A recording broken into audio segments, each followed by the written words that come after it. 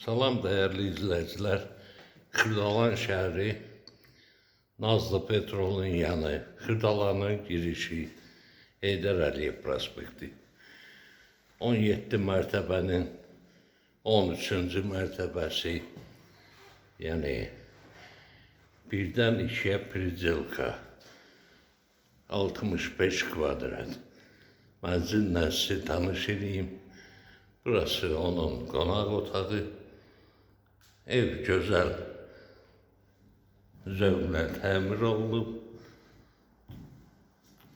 17 mərtəbənin 13-cü mərtəbəsi. Bura onun mətbəxi. Gözəl bir mətbəx yığılıb. Heydər Əliyev prospekti.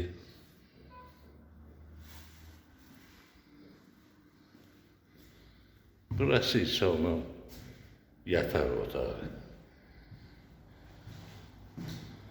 Hala burada onun balkonu var.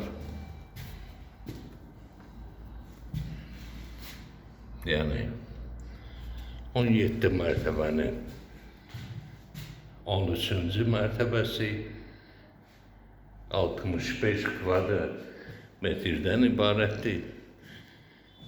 Qiymət isə 115.000 manatdır. Real alıcıya indirim olunacaq. Burası isə onun yine bir deski otaq fason bir şeydir. Məktəbə hazırlıq. Burada onun şkaflar yığılıb, rəflər yığılıb. Belə bir şkafı var.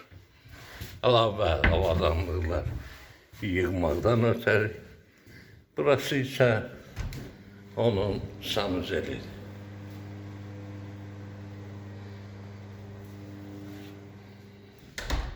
Dediyim kimi, qiymət 115.000 manatdır. Real alıcıya indirim olunacaq.